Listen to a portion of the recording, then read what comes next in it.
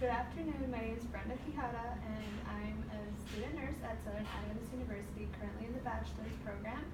And thank you so much for allowing me to do my assessment on you. But before we get started, there's a couple of questions I want to ask. That's okay with you? Yeah, it's fine. Okay, so today I'm just going to be doing an assessment on your lungs and a breath assessment. So first I'll start off with the lungs. So have you had a cough recently? No, I haven't. Okay.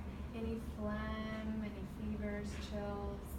No, I haven't. Are you a smoker? No, I'm not. Ever been a smoker? No. Okay, that's good. Have you experienced having any bloody sputum, coughing, which is coughing up blood, or anything abnormal? No. Any shortness of breath when you exercise? Any breathing patterns that you've noticed that are not normal, or do you wake up at night No. feeling short of breath? Okay, that's good. So I'm looking at you, and your trachea looks midline. It looks straight. It looks like you're breathing symmetrically from both sides. Can I take a listen to you? Sure. I'll listen to you in the back first. Okay. You can take a deep breath.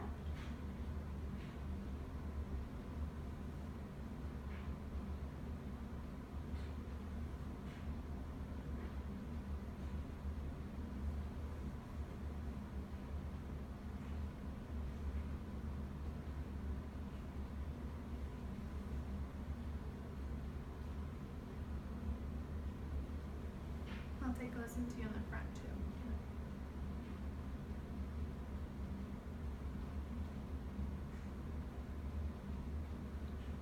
And on this side.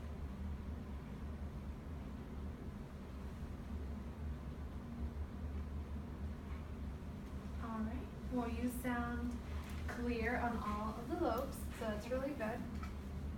Moving on to the breast, how old are you? I'm 23.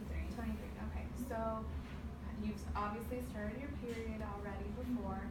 Have you ever heard of doing a self-breast exam? Yes. Okay, so can you tell me a little bit about it? Normally you do it, I think, a week after menstrual, after having your period, and you would want to do it in a warm shower. So you can do them 3 different ways. You can do it in the shower. You can let warm water rinse, and what you want to do is you can lift up your arm and you can put your fingers together, and you can do it either up and down all through the breast, or you can do it from inner to outer or outer to inner in a circular motion.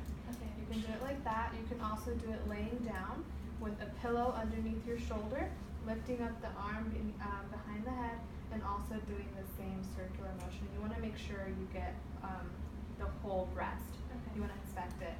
Usually during your period, you have high levels of hormones, so it's not really recommended to do around that time. You do want to do it once a month. Doctors recommend that. It's very important to do self-breast exam. Doctors say that a lot of women have been able to detect any lumps in the breast that are not normal to them, and have been able to go to the doctor and express their concerns, and have been able to detect breast cancer at an early stage because of the self-breast exam. So it's really important. I want to stress that to you. It's important to also look for any lumps, any bruising, any rashes, any swelling, any abnormal discharge that you may have. Definitely is something that you would want to bring up to your doctor as a concern if that were to happen to you, or anything else that you would feel that's abnormal. That's why the self-breast exam also helps you detect what is normal and what is not. You get to figure out what your baseline is. So it is very important to do that. Also, does any breast cancer run in your family? Have you or any of your family members had that? No.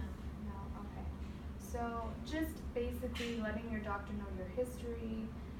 If nobody in your family, especially mom, sister, aunt, grandmother, haven't had it, Hispanic people or the group tend to have lower incidences of death rates for breast cancer. It's mostly higher in white women, but nonetheless, it's still very important to stress the importance of doing a self-breast exam to detect. Usually certain lumps as far as breast cancer, they're found on the upper lateral quadrants of the breast. They're usually up here. So it's important just to make sure you examine yourself monthly. Okay. Do you have any questions or concerns for me that you may want to address or talk about? No, I don't have any. Okay. Well, thank you so much for participating in my video and being able to allow me to do my assessment, Christina. So thank you. You're welcome.